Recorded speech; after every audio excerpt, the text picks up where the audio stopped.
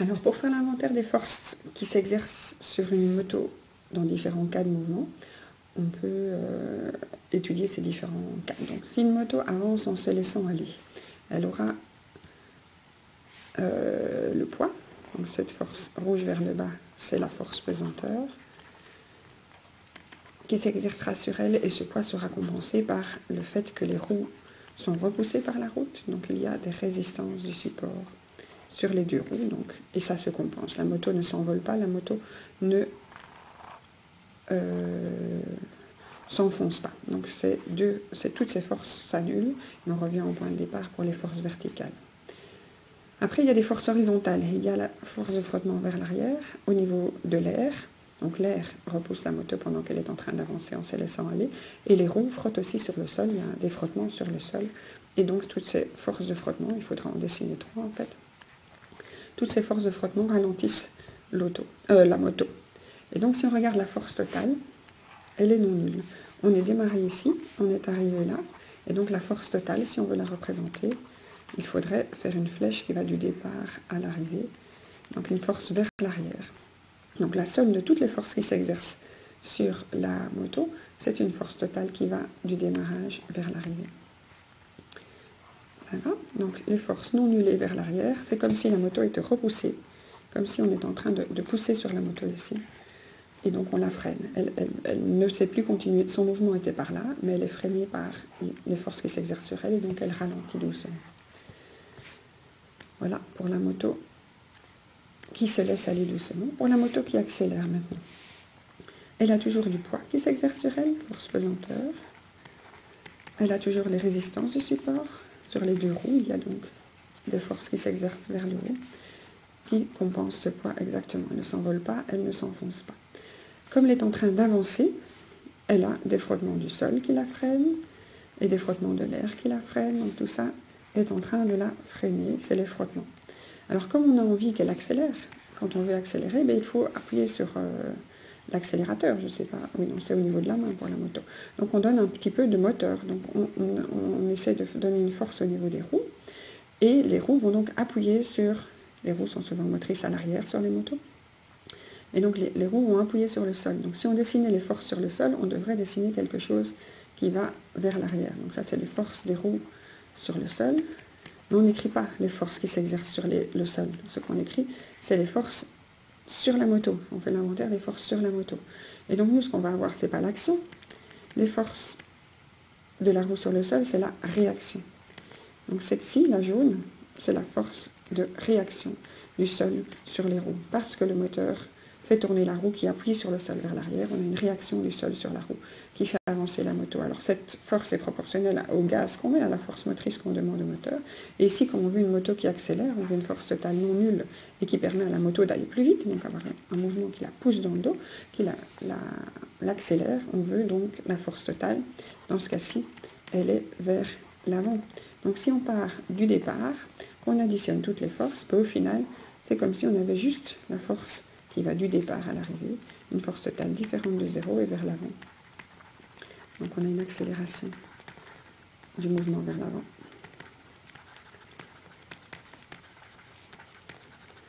Voilà, donc ici on avait un freinage, une force totale différente de 0 et vers l'arrière. On ralentit le mouvement vers l'avant. Elle a un mouvement vers l'avant, une force qui la pousse vers l'arrière, donc elle est ralentie. Ici, elle a un mouvement vers l'avant, elle est accélérée, poussée dans le dos, donc on va encore plus vite vers l'avant. Alors, un autre cas qu'on pourrait avoir à moto, donc ça c'était les motos qui ralentissaient ou qui accéléraient, donc on peut aussi avoir des motos qui gardent leur vitesse constante. Et elles peuvent garder leur vitesse constante vers l'avant ou vers l'arrière. Les motos peuvent reculer aussi. Donc, quand on est à vitesse constante, l'accélération est nulle. La force totale doit être nulle. Et donc, toutes les forces qu'on va écrire, donc de nouveau la force pesanteur, les résistances du support, force pesanteur, résistance du support, les forces verticales doivent s'annuler, la moto ne s'envole pas, la moto ne s'enfonce pas.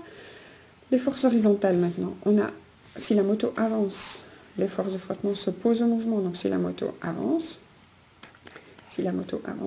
les forces de frottement, elles, vont dans l'autre sens. Donc l'air va la repousser vers l'arrière, Les roues vont frotter pour les repousser vers l'arrière, et donc les forces de frottement dynamiques, pendant qu'on est en train de bouger, hein, sont en train de freiner vers l'arrière.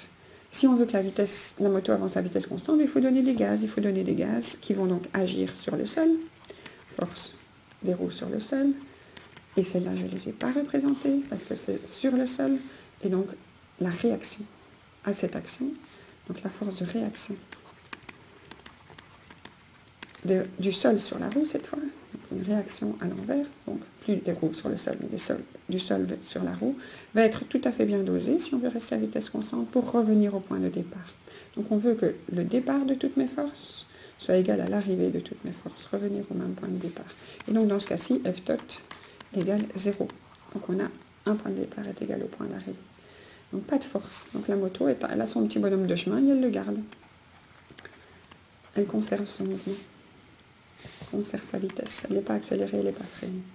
Alors la moto qui va reculer à vitesse constante maintenant, elle va avoir le même phénomène, hein, donc toujours un poids, Fp, toujours une résistance du support, donc le poids, la résistance du support, et elle va cette fois-ci être freinée dans l'autre sens. Si elle recule, les forces de frottement s'opposent à son mouvement, donc elle est en train d'aller par là. Et les forces de frottement vont frotter au niveau de l'air, vont frotter au niveau du sol, et donc on va avoir trois petites forces de frottement dynamiques, parce qu'on est en train d'avancer, et donc on est freiné, les frottements s'opposent au mouvement. Alors cette fois-ci on va mettre des gaz vers l'arrière, il faut enclencher la vitesse arrière, et donc on va aussi avoir une force de réaction du sol sur les roues. Donc ici les roues vont pousser dans l'autre sens, force des roues sur le sol. Ça, c'est l'action. Celle-là, on ne l'écrit pas parce que c'est sur le sol. Par contre, on écrit la force de réaction du sol sur les roues. Qui, cette fois-ci, donc si les roues poussent par là, le sol repousse vers l'arrière.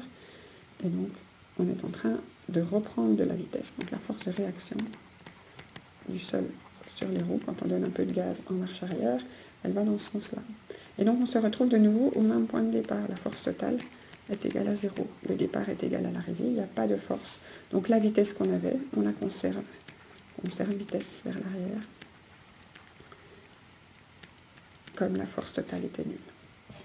Donc voilà, on pourrait imaginer les forces qui s'exercent sur une moto au repos, ben on n'aurait que les trois forces, force pesanteur, résistance du support,